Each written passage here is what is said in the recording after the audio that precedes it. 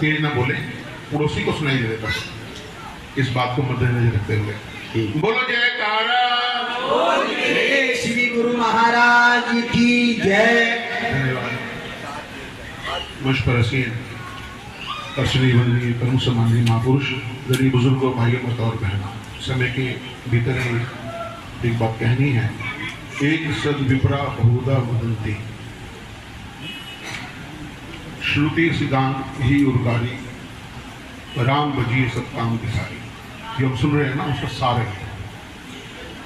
और काम तक पहुँचना है। भगवान कृष्ण ने कहा है कि श्याम सुलभ पाठ नित्य युक्त सहयोगी, सुलभ हूँ मैं, लेकिन सामने शब्द लगा दी अनन्य सततम चेत यो माम समृति देवी। निरंतर मेरा स्मरण करें, ध्यान करें तो काम आसान हो जाएगा, मुझ तक आपकी पहुँच हो जाएगी। एक छोटी सी लीला दादा गुरुदेव की आपके चरणों में निवेदन कर रहा हूँ। है तो बड़ी हंसी की बात।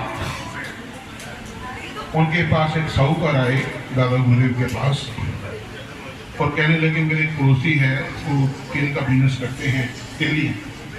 तो उनके घर में ना निरंतर आग लगी रहती है, तो उसका उपाय बताएं। तो मैं चाहता हूँ कि आप बहुत महान संत हैं, शायर विलायत हैं, संसार में एक ही पदवी एलोकेट होती है, वो आपके जो है सम्मान में जो है पूरे विश्व इस बात को जानता है, प्रमाण है। तो दादा गुरुदेव ने एक मंत्र लिखकर दे दिया, विकल सुबह जाकर के उसके दरवाजे पर लगा दिया। क्योंकि घर वाले भी अपना भी सब सोच लगाते हैं, तो उनके किसी रिश्तेदार ने किसी और फकीर से कोई ताबीज लेकर के उनके घर में पहुंचा दिया, या पहन लो तो आपका निराकरण हो जाएगा, जो समस्या कर रहे हैं।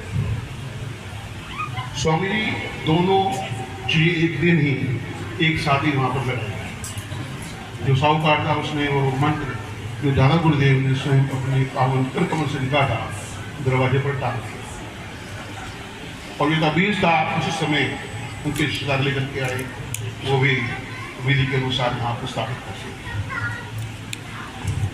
4 घंटे के बाद आग लगनी बंद हो गई।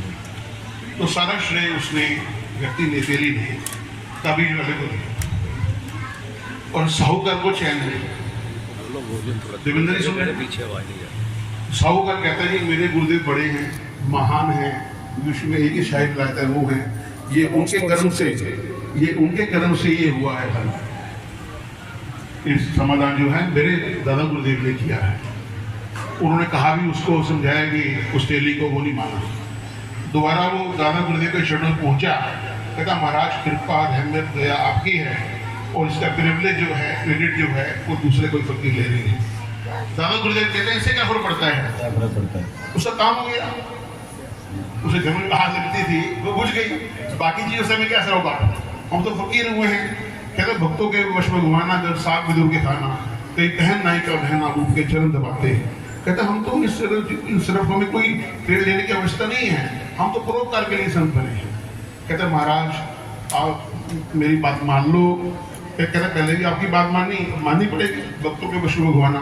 कहते वहाँ से आप जो मैंने मंत्र लिखा था उस दरवाजे से किवाड़ से उतार के वापस ले आओ।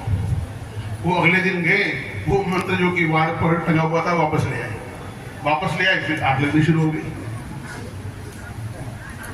अब तेली दोबारा पहुंचा साहूकार के पास, महाराज जी आपके महाराज जी से ही जो है मेरी समस्या का समाधान हुआ है, आप दोबारा उस मंत्र को आप जो है स्थापित करिए।